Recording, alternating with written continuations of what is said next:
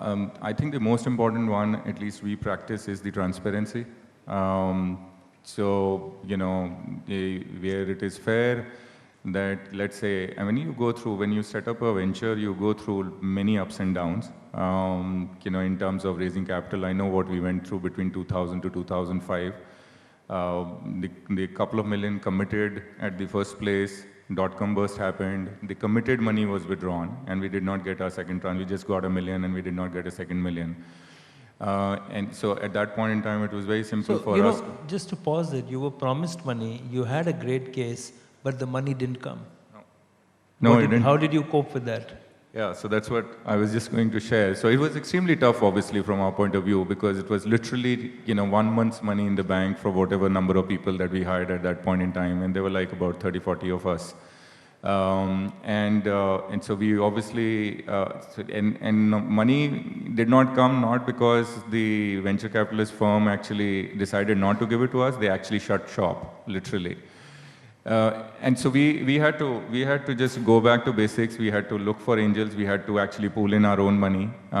We had to trim the size of the company as well. But the most important part at that point in time was, and people still remember, we still have actually people in the system who have been with us for actually those 15 years, hung around, because we were very, very clear and transparent with them that this is what the situation is. And we are trying our best to do whatever we can do in terms of raising more money. And we did eventually manage to raise. We also pulled in our own money. We were quite transparent about that as well.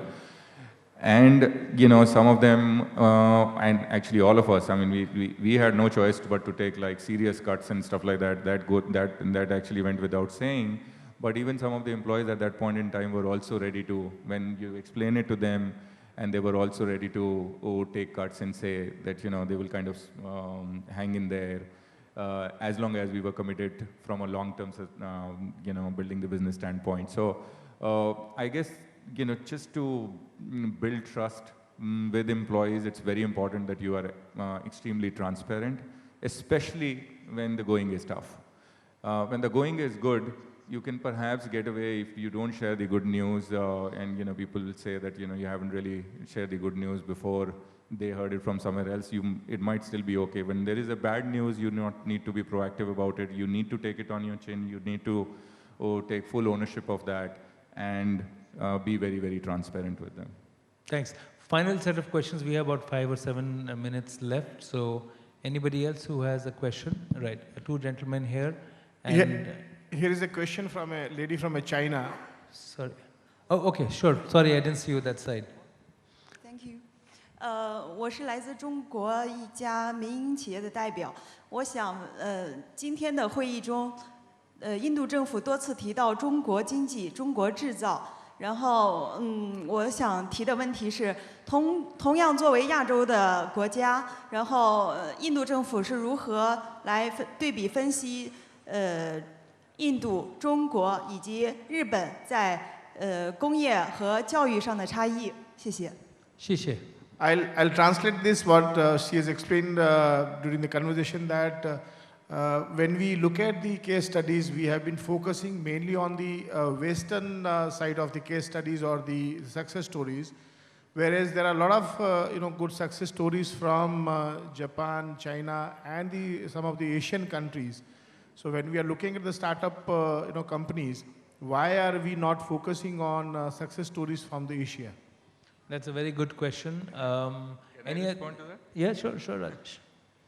Well, not true when you look at Make My Trip case study, by the way. We just recently got investment from C-Trip, and we have high regard for that company. And C-Trip is the largest online travel agency company in China.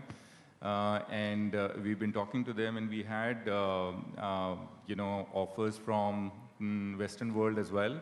And we chose to actually go with C-Trip because we found a lot of similarities, not in the markets, both the markets, but also the way the businesses are being conducted, at least with respect to C-Trip. And I think I think you should also flag the point that today a lot of the investment is coming from Alibaba, from Tiger Holdings, and from SoftBank from China and Japan. So of course, Foxconn is a great example for many companies here. In telecom sector, I think there's a lot of excitement about what the Chinese companies are doing. So yes, I think there has been a perception that everybody looks at the Silicon Valley, but I think that perception is shifting strongly towards what's happening closer to our region. One last question, especially from a student, if I can take. I'd prefer a student, if you don't mind. Is there a student or who has a, if I say business idea, then everybody will raise their hands. Okay, so nobody's raising their hand. Okay, so let me go to the gentleman at the back, please. Yes. So please keep it brief. This is the last question. Others who have raised their hand will get a chance to speak to the panelists just after this. So please. Briefly, my name is Amir Khan. I'm from Lucknow Management Association. And I'm giving you my impression of having worked with a multinational and with a local national group. In our manufacturing and basically service industry, we find that as the time is going, more and more jobs are being outsourced. There is a core group of direct company employees, but there's a tendency now to outsource employment. Those people do get their statutory entitlements, but as you go down the chain, find there's more and more exploitation. Now, I want to know what is the situation in startups. I mean, I'm not talking about protection of jobs. I'm only talking about the quality of jobs. Do they get EPF? That's a good point, sir. And I think referred to this earlier when I was talking to Rajesh about this, that, there is work for a lot of people, but I'm not sure whether there is a lot of high quality jobs with the full complement. So what I'm going to do is request, all three of you to make a closing comment on some of these ideas raised, beginning with you, Rajesh. Yeah, I mean, specifically maybe responding to this question. I don't know about, maybe the young companies when they just begin to start, maybe they would cut corners here and there. But, I don't know, for example, Mikmatrip, the way, from the word go, that we would not have, paid all the statutory liabilities for all kinds of jobs that are there. In fact, there is a tendency with a lot of the corporates to outsource some of the low-rank jobs to companies, and maybe they get exploited at the end. In fact, we at our end, whether the security jobs or the housekeeping jobs or the office management jobs and all of that, in fact, gone out of the way to create insurance cover for them, for their medical expenses and so on and so forth. So at least the practice that we followed, we have not discriminated even in terms of benefits, between, let's say, qualified workers and not so qualified workers. And very quickly to respond to your, comment question, Pranjal, on the job creation, and you gave that stat, and I agree with that stat in terms of ITES, in the survey coming, and then they have, there is a job reduction of 25%. But I think you have to see it in perspective. If you just break the new age economy in the internet side of internet e-commerce industries, you would see that actually jobs have grown over the last few years significantly. On the ITES side, that industry actually has been suffering, because after the boom, there has been a slowdown because of the global trends of not necessarily, two reasons actually, that we have not been, some of the companies or India as a whole have not been able to upgrade the services to the next level, and the competition came from Philippines and all, and we started losing jobs there. And globally also, and I don't know what will happen if Donald Trump comes, because he's talking about actually, not sending any more jobs to India very vehemently.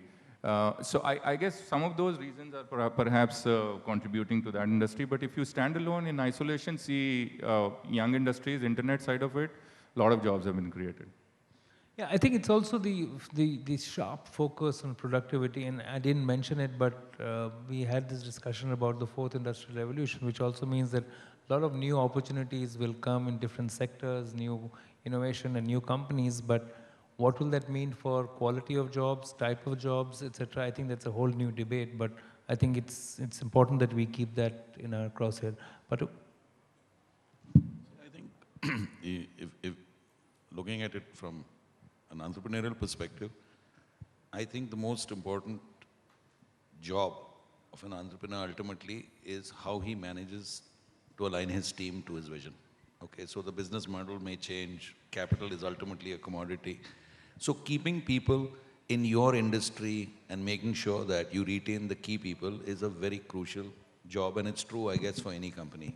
So how do we do it? I was just thinking, we have a very simple model. Unfortunately, the reality is that there are people, there may be two people, one who are doing, who are putting in their 8 hours of work every day. One is paid minimum wages and one is not. But that is the reality of the world. And even if you are a very socially conscious company, you can take a step there, but you can't go beyond that. That's the reality. So let me tell you an interesting story of the hotel sector. Attrition in the hotel sector is over 40%. Okay, so how do you tackle that? That means every 2.5 years, you've got a new bunch of guys. So Lemon Tree has about 4,000 employees. Okay, every year, I lose 1,600. Every year, I grow 30%, I add 1,200. So every year, I'm adding 3,000 guys. And of the original 4,000 this year, I'll have only 2,500 left. So effectively, more than half my employees are less than 1 year old at any given point in time. How do I survive this? I want to give service. I have to do a lot of training. We are also very tech enabled and so on. That's on a new employee, let me tell you. So how do you do it is we've got a very simple model. So you create models. So one of the key jobs I have is to say, listen, I recognize I'm going to lose 40% a year. Interestingly, I was today in the morning with a colleague in the business, Vikram Oberoi, who runs Oberoi Hotels, and he told me his attrition is 42. Okay, and he pays much more than I do. How do you retain people? You retain key people. That's the bottom line. Okay, and how we do it is, and this is a case study that has happened on Lemon Tree, is we have made an axis, a 2x2 matrix. We have said which roles, not people, which roles are critical to customers and not critical. Which roles are critical to the business and not critical. Anybody who is in a role which is critical to both, we must retain. Some key people who are critical to one of the two, we retain, and the rest, we accept attrition. It is desirable for us because it avoids legacy. The other day, my head of human resources came and told me that, listen, we are losing close to 2,000 people a year. How do you feel about it? I said, I feel good because the guy is joining me, maybe at minimum wages. Why is he leaving me? Because he's got a better job. So I am skilling people and I see that as my social contribution, but I cannot afford to pay him more because that will make my model unviable, and ultimately I have to deliver returns to the rest of the employees and to the shareholders. So, you work around these things, and that is the bottom line of talent management, at least as far as Lemon Tree goes. One final point about, if you were to give a suggestion to the government and the PM, as the professor asked, what would you give if you haven't already? You asking me? Yes. Oh, okay. Good point. See, I think the government has certain examples before it which are very clear. And I mentioned this earlier. Why is the IT sector done well? And why has the power sector and the steel sector and the cement sector, okay, they're also cyclical businesses. Why are they down the dumps? Why is the banking sector ruined? Because of interference. It's very clear. In one case, they didn't regulate. In one case, they regulated. And the evidence is for everybody to see. So if I was lucky enough to tell Mr. Modi something and he was smart enough to hear me, I would tell him, get out of the way.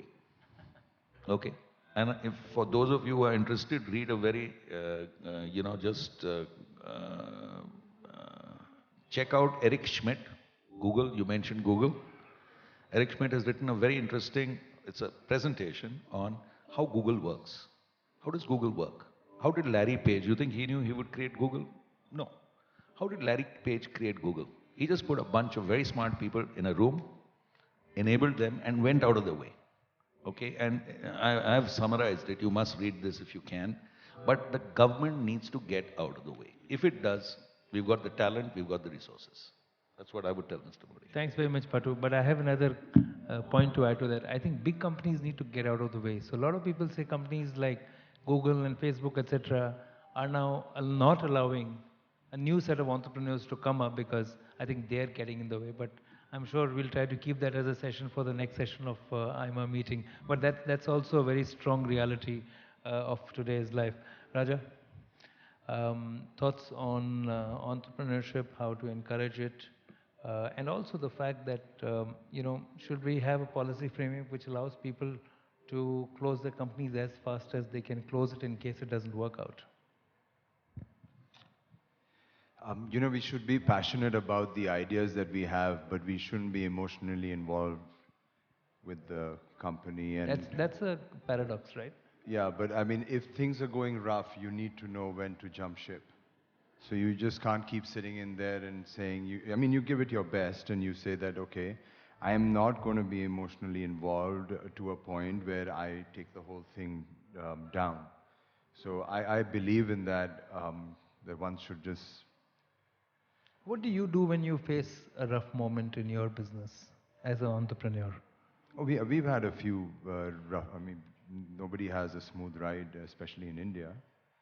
So we battle it out, and if there is a failure, we face it head on. And what's the advice you give now to people that at what point should they think of riding the storm, at what point should they think of changing course? I don't focus that much on the tech side. So for me, in the businesses that we invest in, for me, the bottom line is very important. I don't really look at the top line. I know that I just want to make sure that today's day and age, cash is the king. So I want to make sure that the bottom line is there, the reputation is good within the sector that you're working in and in the area that you're in. And slow and steady is what we do, and we'll be able to get there. And I think that's a great point, because what Raj is also saying, and I think both of my other co-panelists will agree, that it's very important to have a very clear visibility and idea of how you're going to earn your revenues. And I think that was one of the reasons of the dot-com bust, that people just had a great idea, they ran with it, they didn't really know where the money is coming from. I think this generation and this set of entrepreneurship that we're seeing today is far more focused on how to get the money back.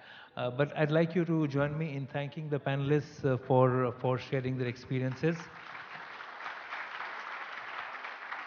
And all of you who have a great idea know who to pitch the business ideas to, and lots of billions of dollars are going around. And I think all of us join you in wishing you best of luck for your new ideas and new ventures. Thank you very much for joining us.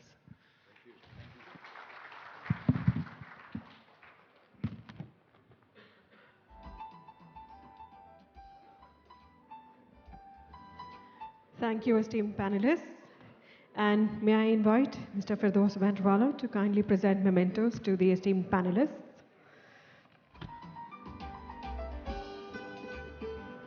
Our sincere thanks to Mr.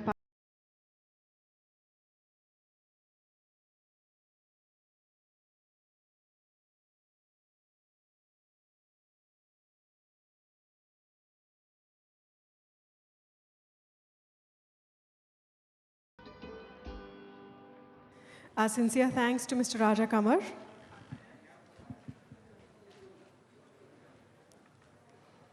And our sincere thanks to Mr. Pranjal Sharma.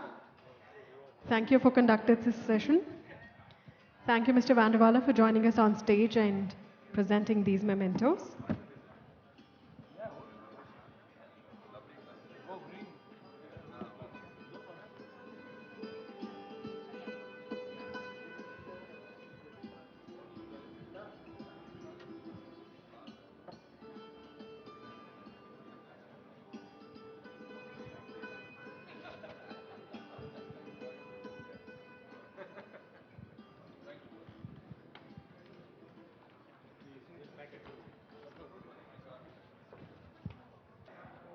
Mr. Piyush Goyal, Minister of State for Power, Coal and New and Renewable Energy, Government of India.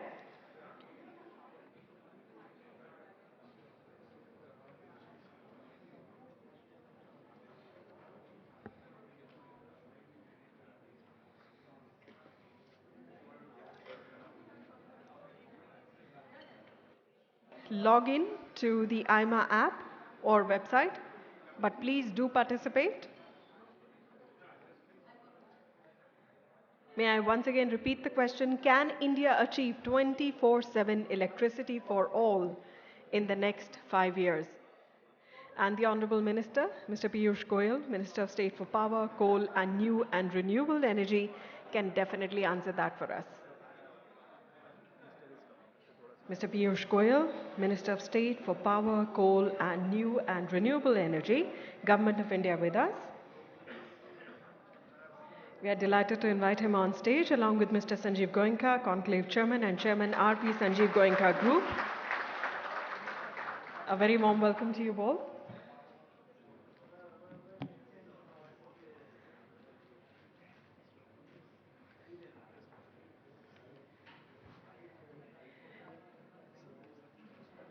We would also like to share this with the Honorable Minister, sir. So prior to your arrival, we have already posed the question. It's a live polling which is going on. So the question for this session is, can India achieve 24/7 electricity for all in the next 5 years? It gives me great pleasure to invite Mr. Sanjeev Goenka, Conclave Chairman and Chairman RP Sanjeev Goenka Group, to deliver the welcome address and initiate the session.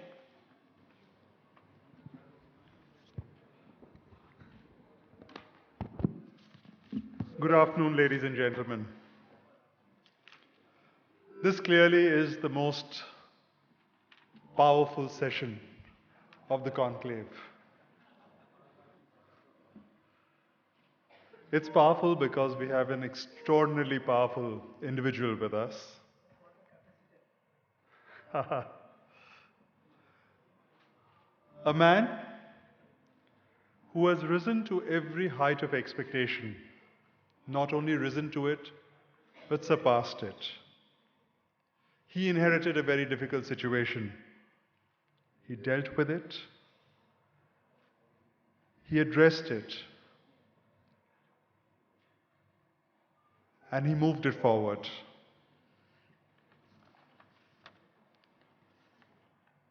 He's a man who's delivered. And delivered very quietly, but very definitely. There have been many, many path-breaking initiatives. Being involved with the sector, I can say with confidence that this is unlike any other minister in the power portfolio ever before. And I will highlight a few issues. Coal quality. It's all along been a contentious issue. Most of his predecessors just ducked it. Not only did he accept the ground realities, he went ahead, took corrective and tangible steps. Production is up, coal supply is up. The great slippage, as the sector calls it, the quality mismatch issue is addressed and very soon would hopefully be a matter of the past. Large distribution losses have been plaguing the country for long.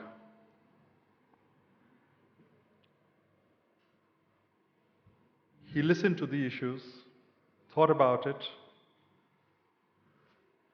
and introduced and launched what is called UDAY, Ujjwal Discom Assurance Yojana. The core, the crux of this is efficiency improvement and loss control.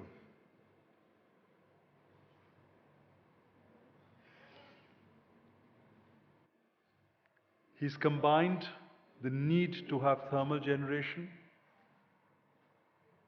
with the requirement to have clean, renewable generation. The solar tariffs are down. Capacities are being added. And what appeared to be a beleaguered sector is actually getting to be a very attractive sector.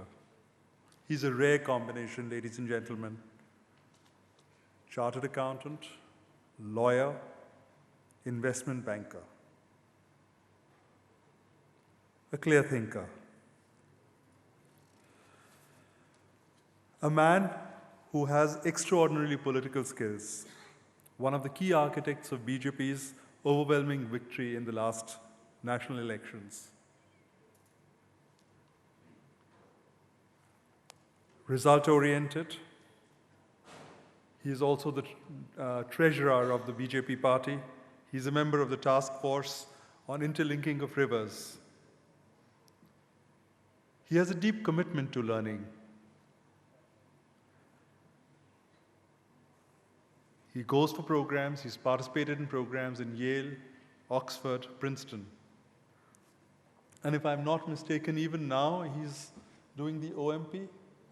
OPM. Technically there, but not able to go. But ladies and gentlemen, an exceptional doer, a man who's been recognized by many as the most performing minister of this cabinet, a man who leads from the front, a man who's going to bring power to the lives of all Indians. Ladies and gentlemen, Mr. Piyush Goyal.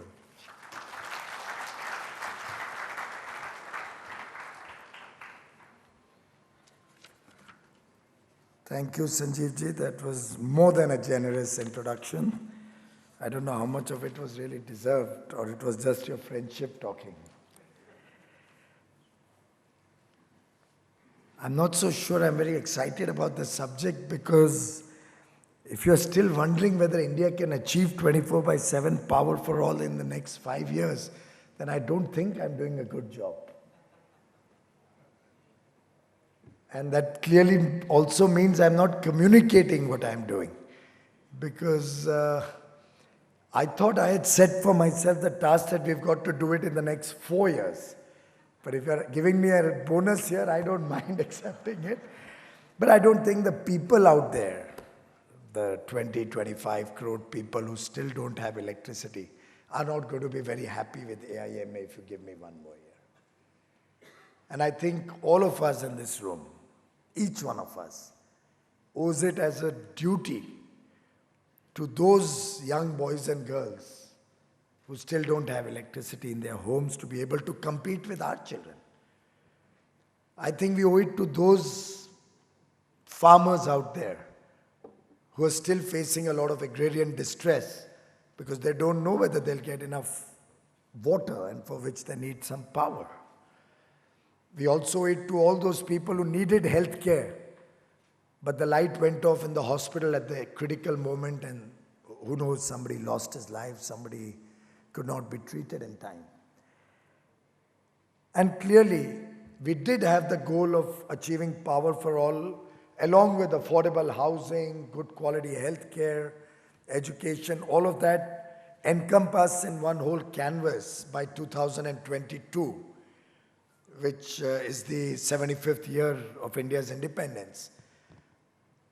But having gone around the country, both for campaigning, during my official tours, and seeing the angst of those people, 68 years after independence, we still have, as on April 2015, 18,452 villages starving for lack of even an electric connection. Forget whether power comes or no.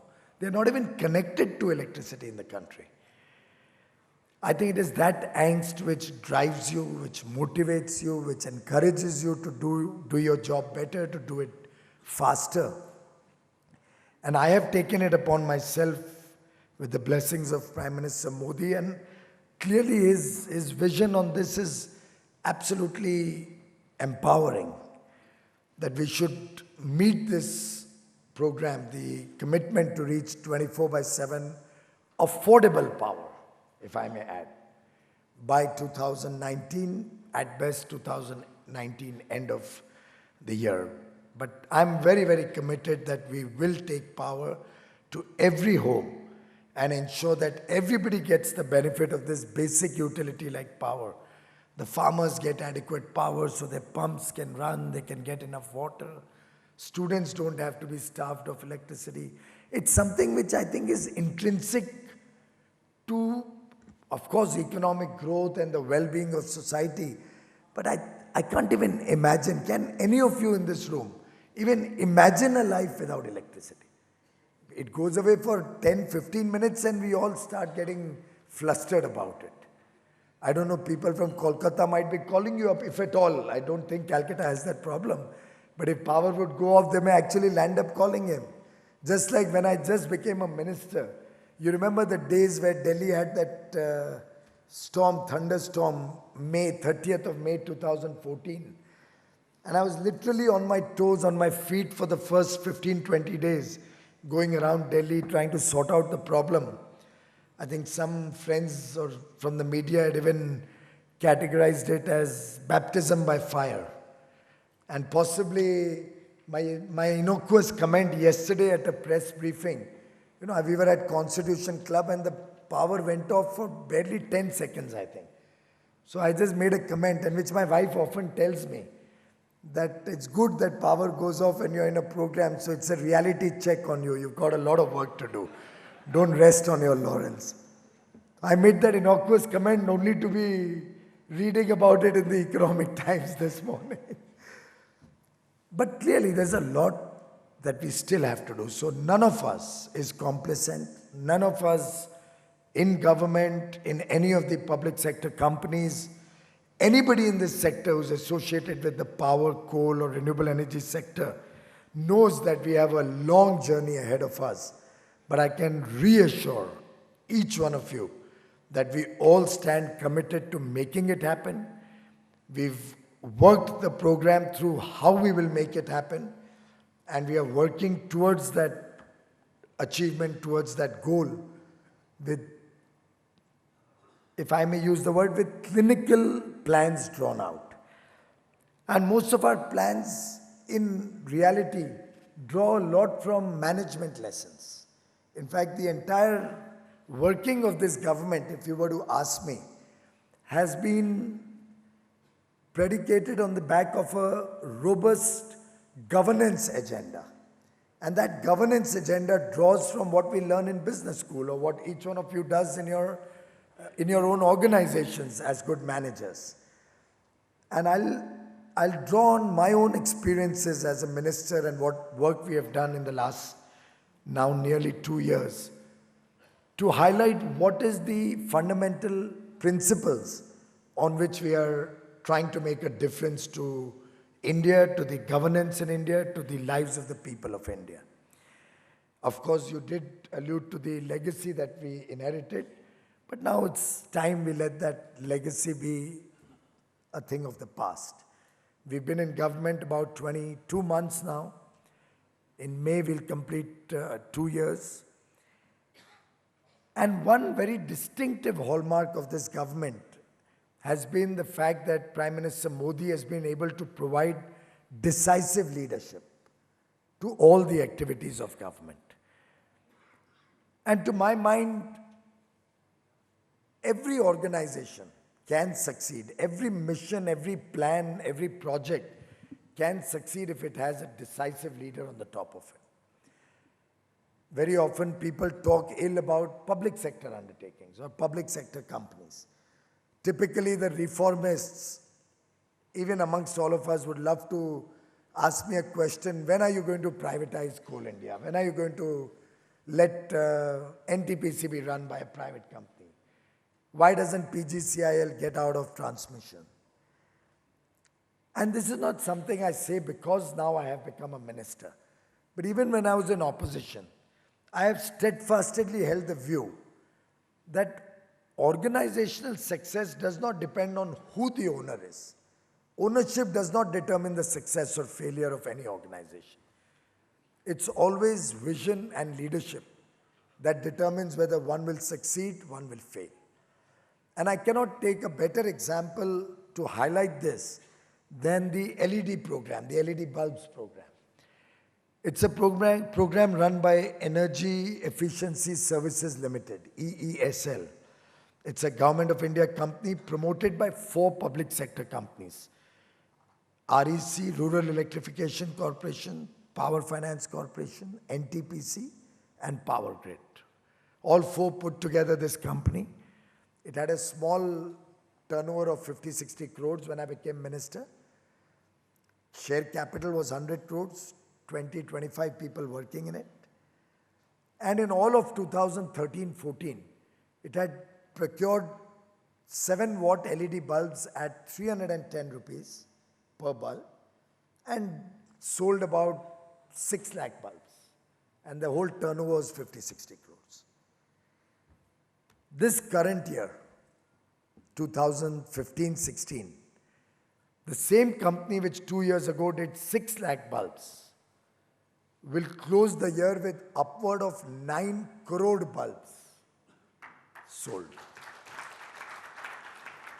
I don't give 1 rupee subsidy for this program, not even 1 rupee. But it's a self-sustaining model. I was just trying to see if I can get the 4G to work and see what the figure right now is. It just crossed 7 crore on the budget day before yesterday. It crossed the figure of 7 crores. And a company which used to do 6 lakh bulbs a year is currently doing upward of 7 lakh bulbs a day.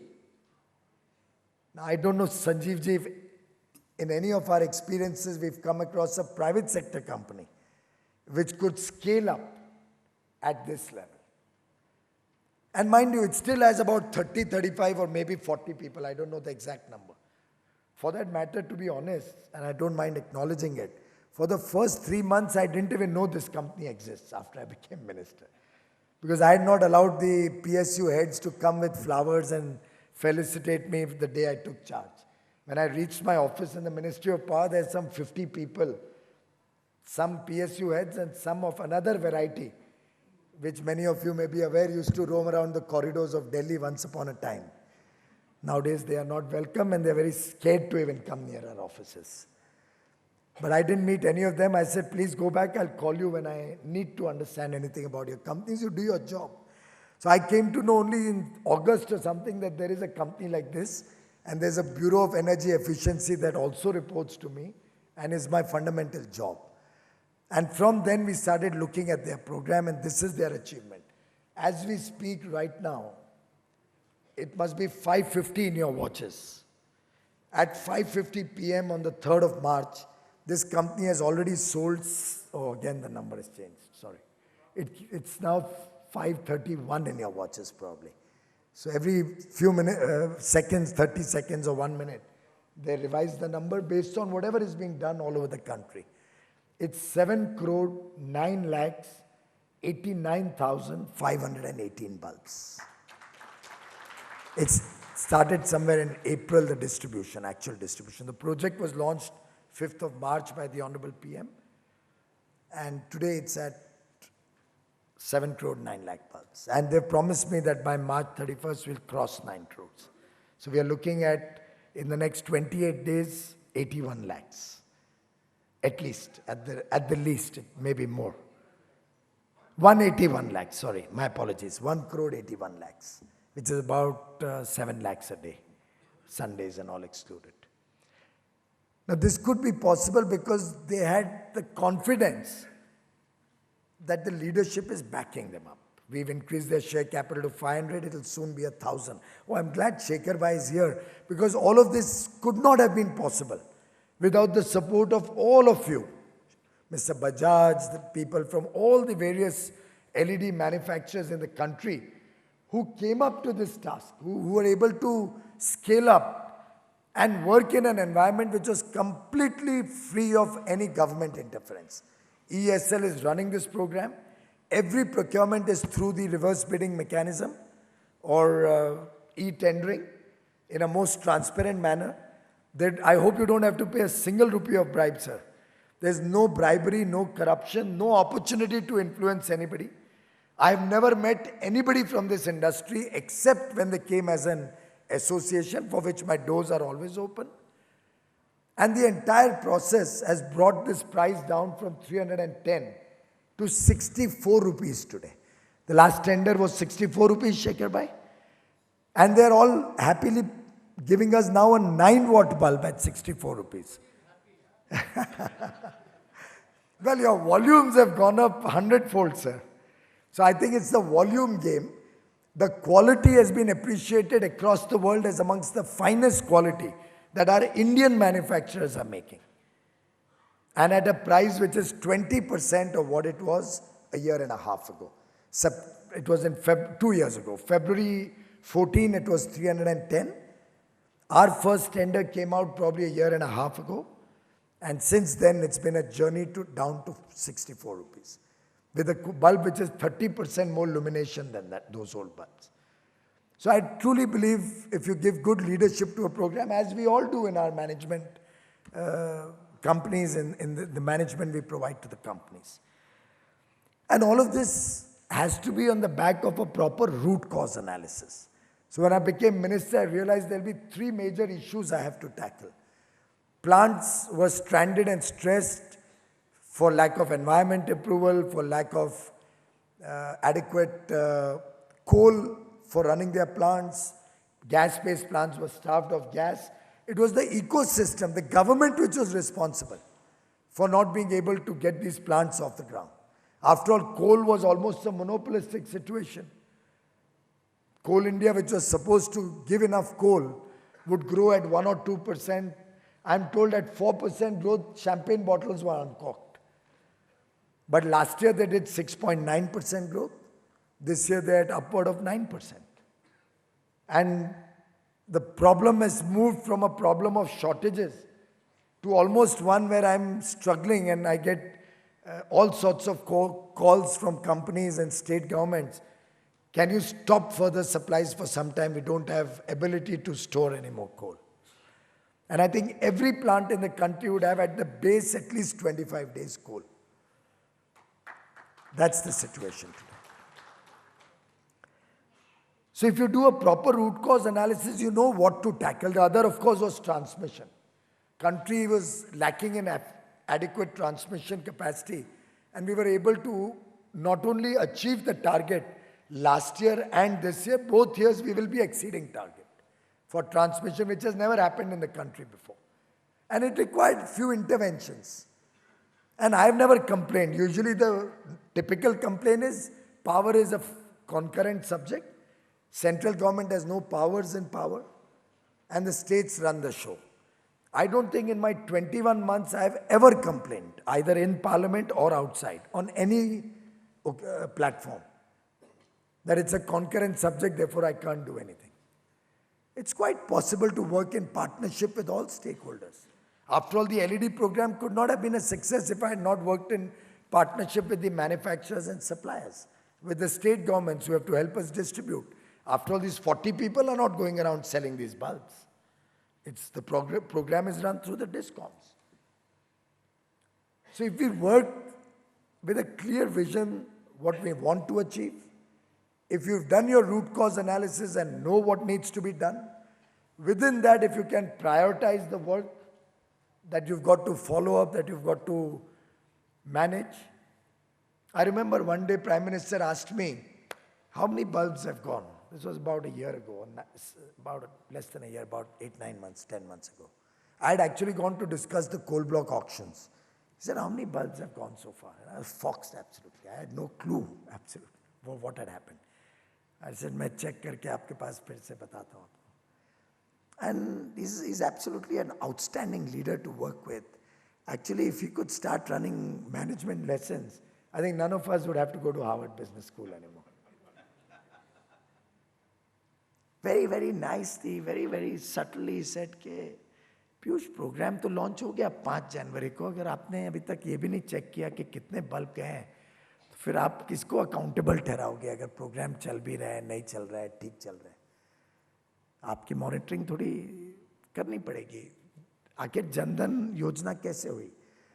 तो I am a little always excited. I speak faster before the question is also over.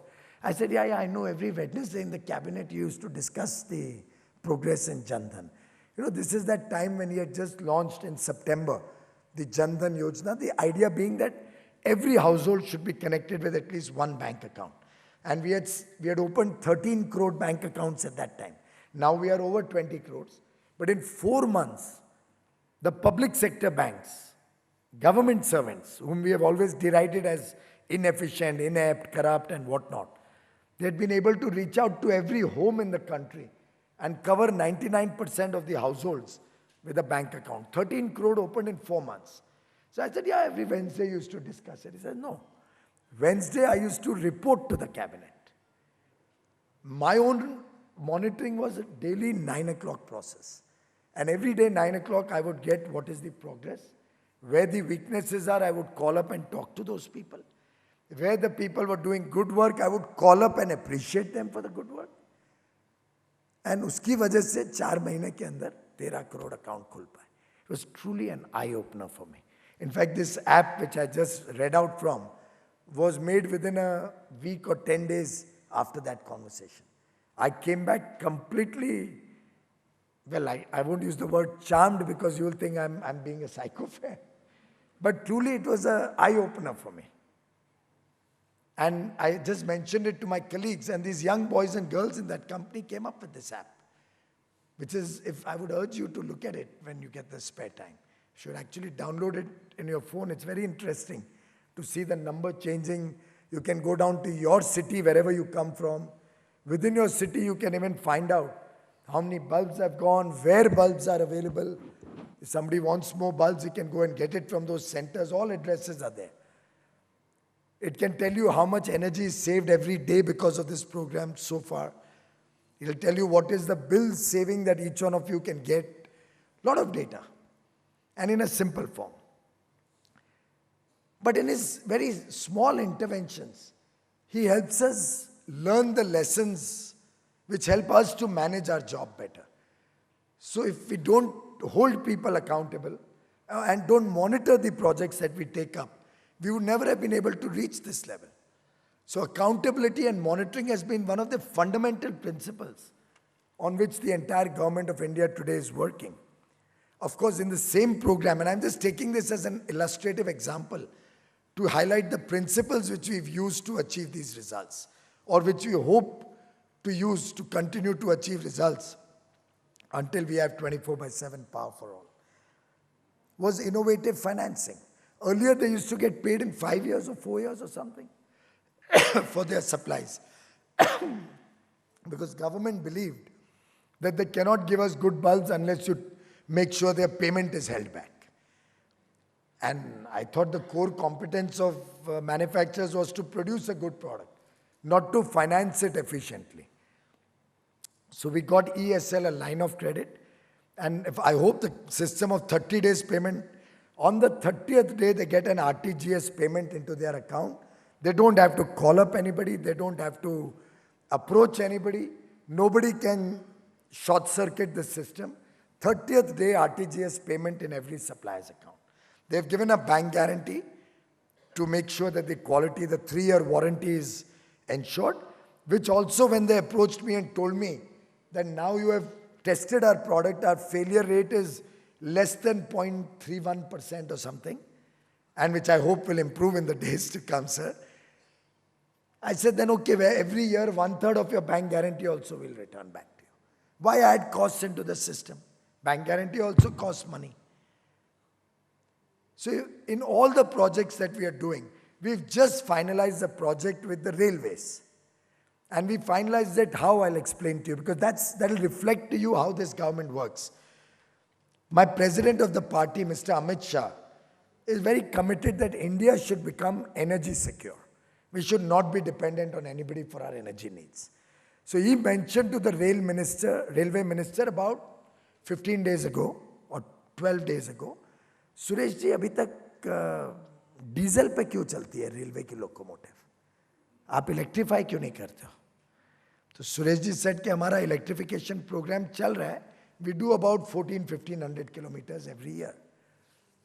तो अमित भाई said कि यार 1400-1500 क्यों, एक साथ करो, पीयूष के पास इतनी बिजली पड़ी है वो बेचने को उसको तकलीफ हो रही है. And I think you will agree with that. Today we don't have enough market for our electricity. But we have sufficient coal and we have sufficient ability to produce power. So Suresh ji, after that meeting, reached his office and he called me up. Fortunately, my whole team, my power secretary, in fact, ESL का ही कुछ review चल रहा था, agricultural pumps का. वो भी एक program अभी हम लाने वाले हैं जल्दी.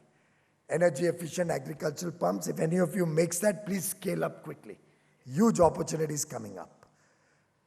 खैर मेरे टीम थे तो मैंने कहा Suresh ji, I'll put you on speaker and let my team also hear what you're saying. I put him on speaker and we actually did the meeting on the phone. He was on the line, I was on the line, my whole team was there, and he mentioned कि ऐसा ऐसा है, हमारे पास 35,000 kilometre electrification करना बाकी है. He's a chartered accountant, I'm a chartered accountant. I said, अंदाजन खर्चा कितना होगा? आपके अधिकारी क्या बता रहे हैं? He said 35,000 crore is their estimate. I worked in my mind my LED model that if these guys do 1400 kilometers a year and if their cost is 1 crore a kilometer, if we do it in 3 years, my own sense is cost will come down to half. But चलो half नहीं हो जो भी हो मैंने 35,000 पे mind में थोड़ा mental maths किया. I said, how much diesel do you use? He said 200 liters and growing. Every year there's a growing need. So, and 16,000 crore is their cost. I did a little mental maths. I'm sure Sureshji on the other end must have done his mental maths. I said, done. Power Ministry will spend the entire money. 100% of the money one of my companies will spend. You don't give us 1 rupee. But I know now we have no land acquisition issues, nothing. The lines are there. I just need to get the transmission lines set up so that the locomotives can be stopped from diesel locomotive to electric locomotive. We are going to stop production of diesel locomotives in this country. That is another decision just hopefully Sureshji will take quickly. So on the phone I told him, हम पूरा पैसा खर्चा करेंगे. Whatever the saving, and we've already made them a distribution licensee. So their 8.5 rupee power has come down to 5.5. In the days to come, I expect to bring it down to 4.5 or 5 rupees. So I said, how much electricity will you consume at $5? 3,500 crores. So 16,000 crore foreign exchange product, diesel, import will stop. Power, which is starving for business, will get additional 3.5 billion, 35 billion units of 35 billion, 3,500 crore, 70 billion units of power consumption will go up. 70 billion is about, no, 7 billion, kitna 700 crore. 7 billion units of electricity will go up, which is 700 crore units at $5, 3,500 crore. So we have a delta of 12,500 crore rupees at today's prices. Tomorrow it may even go up. So I calculated in my mind that even if we invest the whole amount, we can easily recover it in about 7 years. So we've done a deal on the phone. It's been recorded as minutes of a meeting, and Power Secretary has already written to Railway Board Chairman. Before I came here, 1 hour ago, I had their energy guy of the Railway Board in my office reworking the plans, and I'm waiting for the railway budget discussion to get over so that we can quickly launch this project. I said, whatever the savings will be there, 75% of the savings you pay us for the next 10 years, 25% railways can enjoy.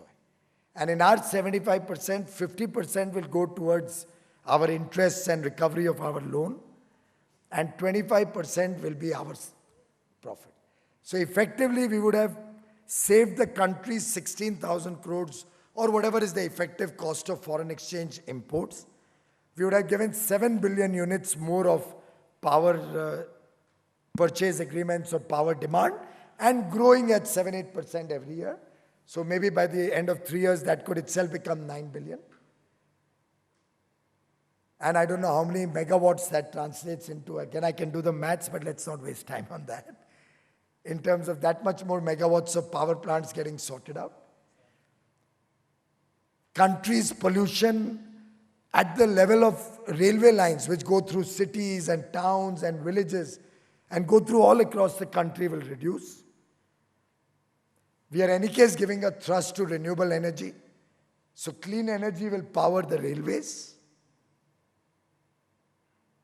And it will be a zero-sum game in which all of you will benefit.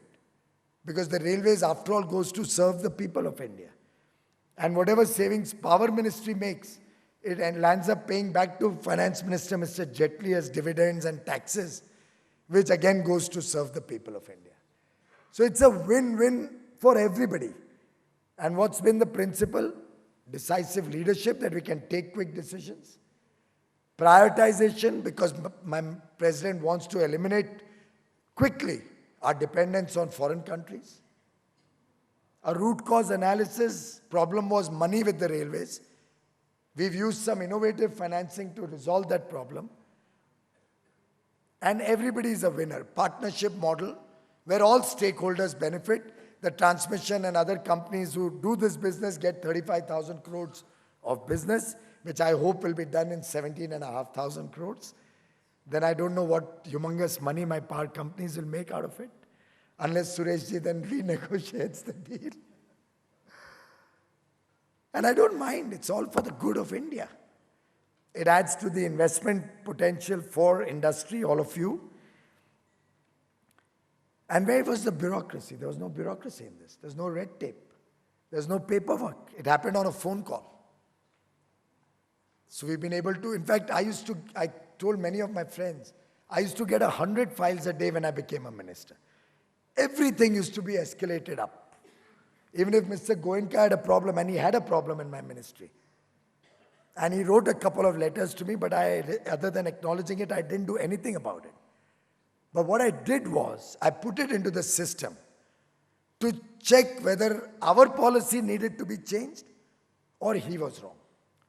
If our policy needed to be changed, then we'll change our policy. If he's wrong, the department will write to him, sorry, your request is not legitimate. But I have not in 2 years signed a single file which related to one company. Not a single file. I've only dealt with policy. And we've only created policy or corrected policy, but not favored a single person, Mr. Goenka included.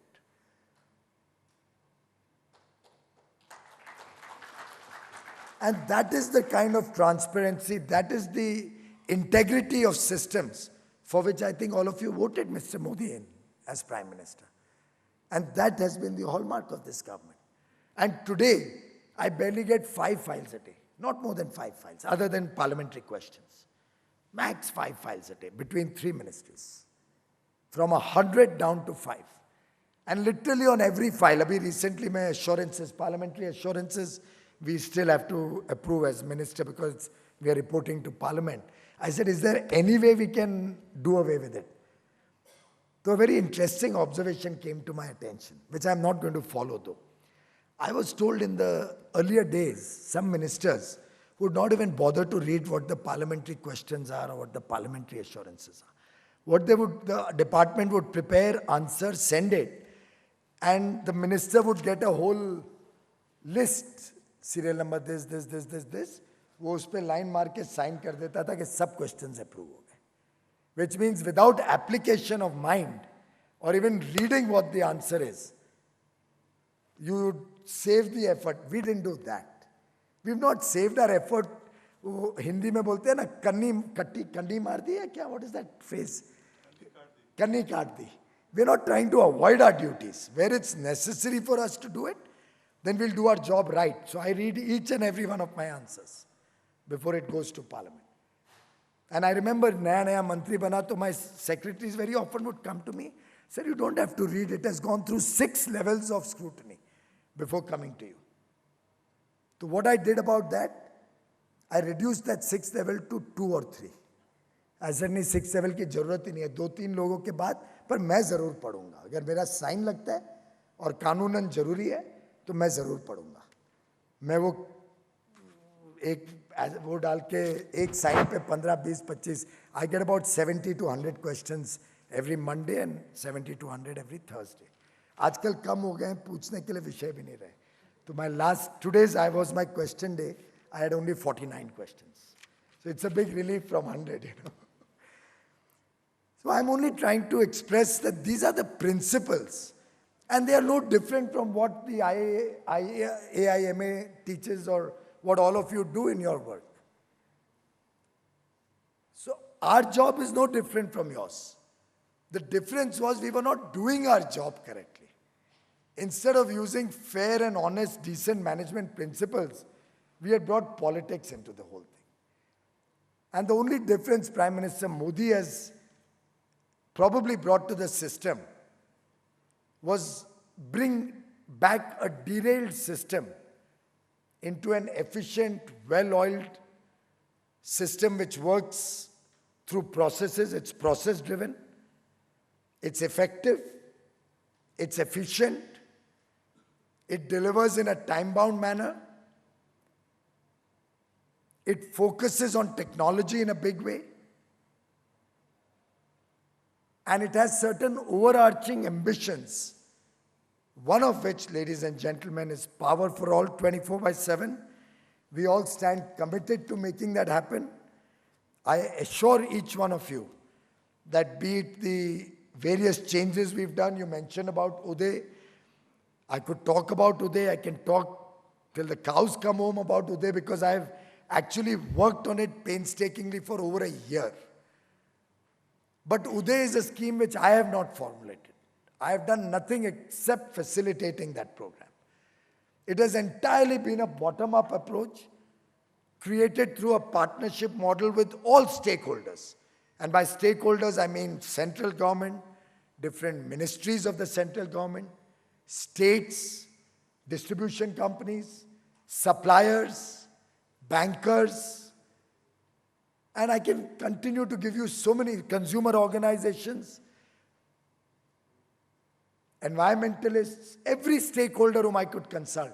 I must have personally sat through at least 200 meetings. And any of you who sat through a meeting with me and wrenched his hair, will this guy stop?